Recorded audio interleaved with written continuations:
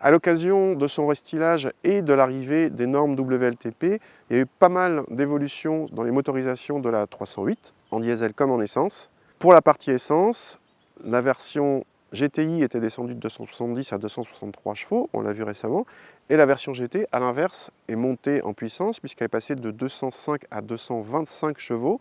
225 chevaux, pour l'anecdote, c'est la puissance de la Mégane 2 RS quand elle est sortie en 2004.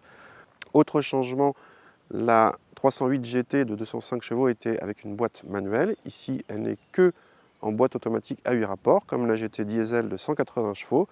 Cette finition GT donc, est à ne pas confondre avec les GT Line, qui sont disponibles sur des motorisations inférieures, ou au contraire avec la GTI, qui est disponible que en 263 chevaux. Que ce soit en essence ou diesel, en tout cas, on a droit au même badge GT ici, facile à reconnaître. À l'intérieur, cette finition GT donne droit à un logo sur le volant et quelques surpiqûres rouges ça et là. Pour le reste, on retrouve la planche de bord des autres 308 bien présentée avec le petit volant et les compteurs à regarder par-dessus. Ces compteurs peuvent changer de couleur avec le mode sport. L'équipement est assez complet de série sur cette finition haut de gamme.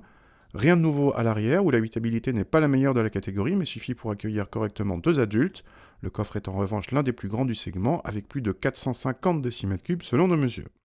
Le 1,6 litre PureTech 225 chevaux et 300 Nm de couple est évidemment très à l'aise dans cette 308 qui, on le rappelle, n'est pas une voiture très lourde, un petit peu plus de 1300 kg selon nos mesures sur la balance.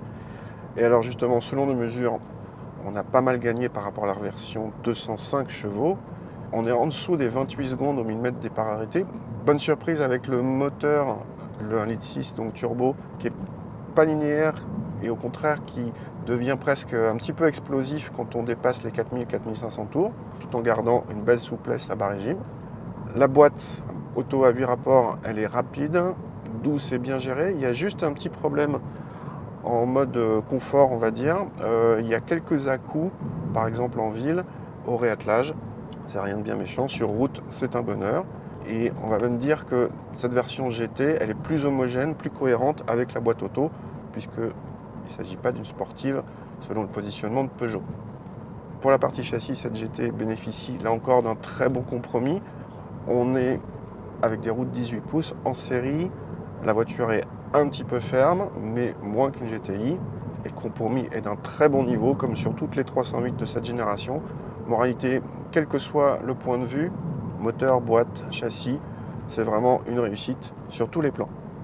Malgré la hausse de performance et le passage en boîte automatique, nos mesures indiquent que la consommation n'a quasiment pas évolué par rapport à la version GT 205 chevaux et se veut nettement plus raisonnable qu'une Alfa Romeo Giulietta QV, cette dernière n'étant pas plus performante que notre 308 GT.